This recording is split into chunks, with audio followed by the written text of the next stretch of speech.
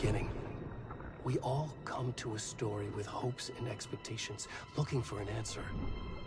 Sometimes it would be better to live with that hope without ever knowing the full story.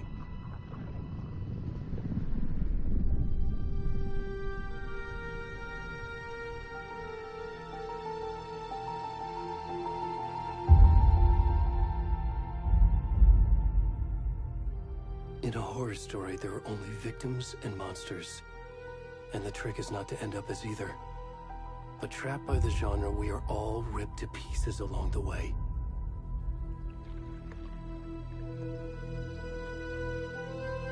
This is not the story I hoped it would be. This is not the ending I wanted. This story will eat us alive. This story is a monster. And monsters wear many faces.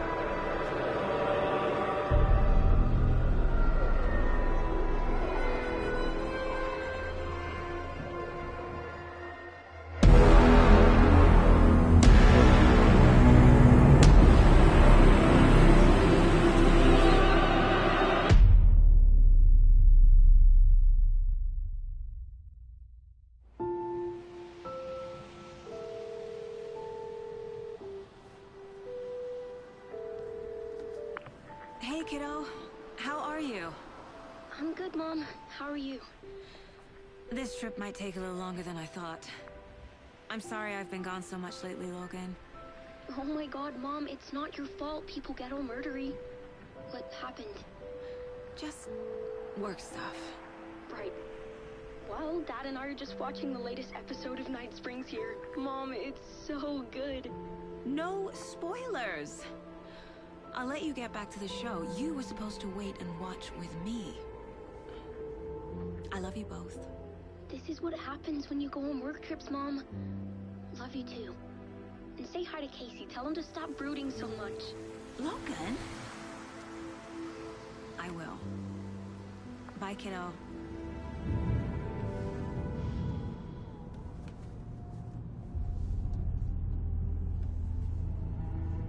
Logan thinks you should try cheering up. Snarky kid. Wonder where she gets that from.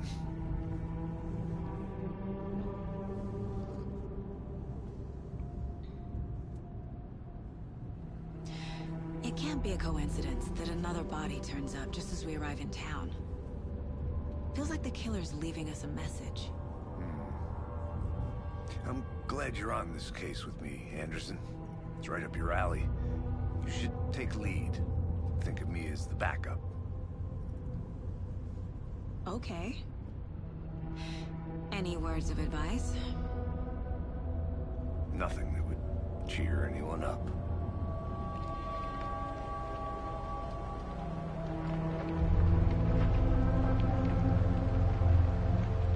Here we are. Cauldron Lake. Time to get to work.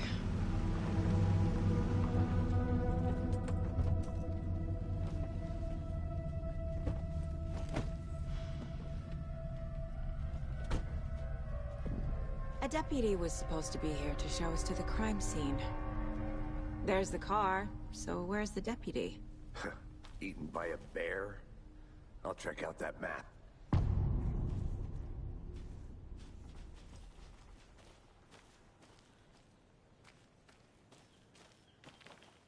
Worth memorizing before we get swallowed up by the trees.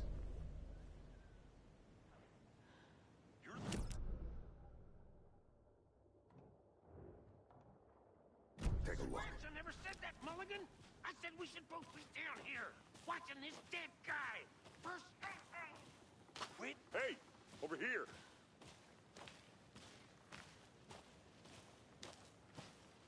Hey there. Agent Casey, right? Sheriff Breaker said you'd be coming by to take over the case. You're half right. Anderson? Saga Anderson. I'll be leading this case. Seems you already know my partner, Alex Casey. Shoot. Sorry about that, ma'am. I'm Deputy Mulligan. I just figured that, you know, that, Those damn feds gonna show up, Mulligan. Federal agent's right here, Thornton. My partner, Thornton, down at the crime scene. He's not what you call the sharpest axe in the shed. Right here? What do you mean? Are they with you? Oh, shit! They didn't hear me, did they? What can you tell us about the crime scene? Tell them about the heart. I was getting to that, Thornton.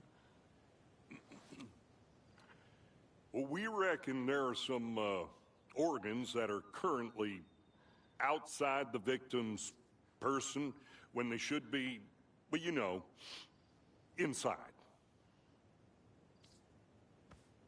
Were there any witnesses? Yeah, a couple out-of-towners. I wonder what they were doing sneaking around the woods at night. Mention the city folk. It's pretty suspicious. Not that we have anything against city folk, right, Thornton? But don't worry. Sheriff Breaker took him back to town a while ago. I want to see the body. How do we get there? Oh, sure, that's real simple. Just through the hole in the fence, down the hill towards the lake, around the old convenience store. You can't miss it. Everything's been closed since the area was fenced off. The store, the campground, all of it. Hey, Mulligan, tell them I'm here, waiting. I'll show them around. They got it, Thornton.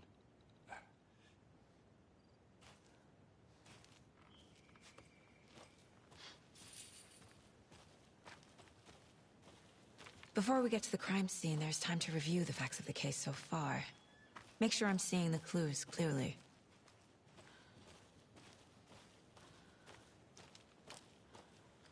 I need to think through the facts of the case.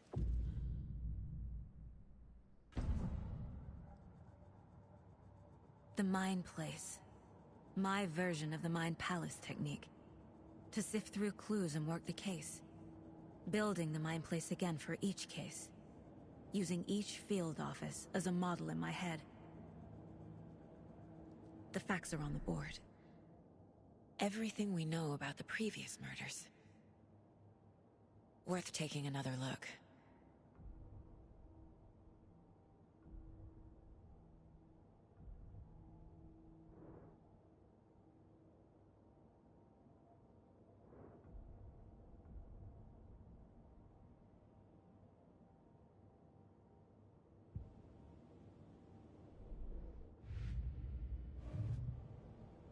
I see you're already hard at work, Anderson.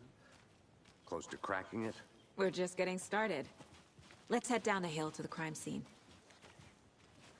Hey, Casey. You putting me in charge.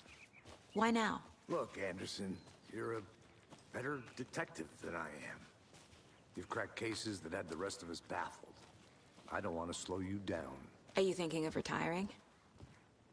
You know what happens to cops who say this is their last case. Mm-hmm. Real funny, Anderson.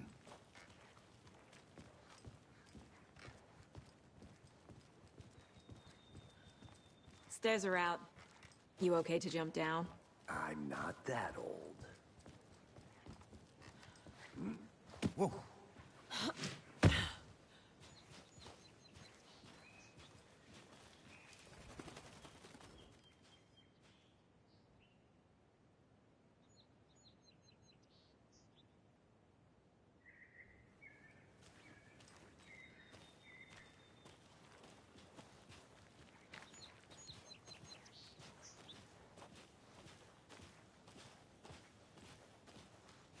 Fucking nature.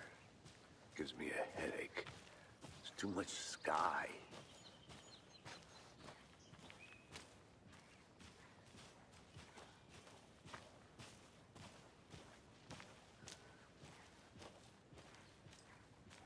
Not a bad place to get murdered.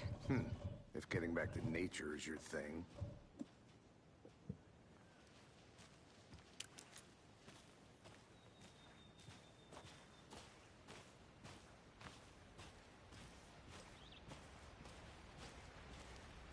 Damn. Should have brought an umbrella. I like the rain. The only thing around here that feels like home. You think the local law had the sense to put up a tarp? If they did, next coffee's on me.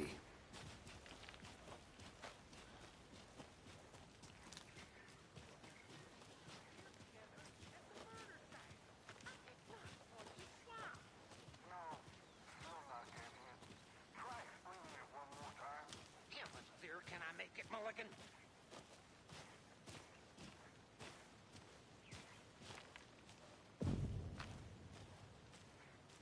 Hey! Deputy Thornton, I take it. That's me, at your service, ready to get this case solved. Now the body's behind the store. Come on, I'll show you.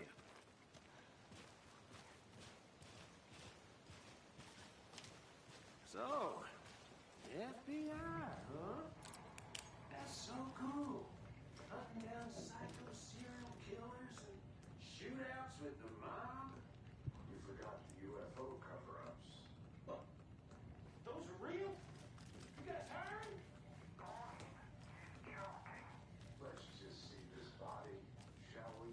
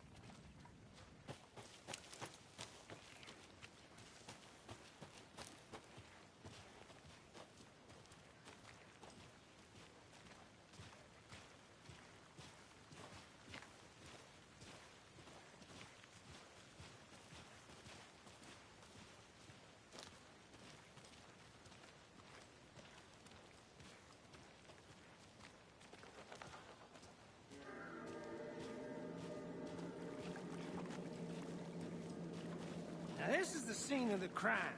We found him on the table. Now, he didn't touch nothing, you know, procedures and stuff. Thanks, Deputy.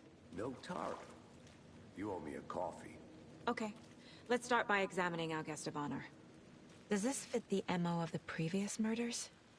Body is positioned on the table. Ritualistic.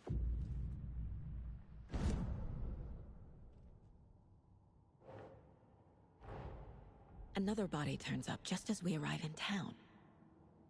Coincidence?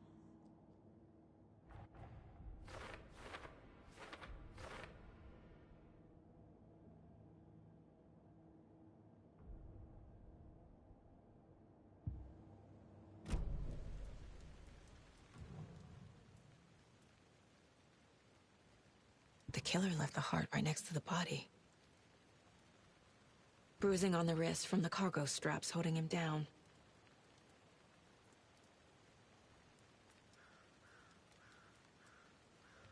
Incised stab wound. Chest cut open. Heart removed.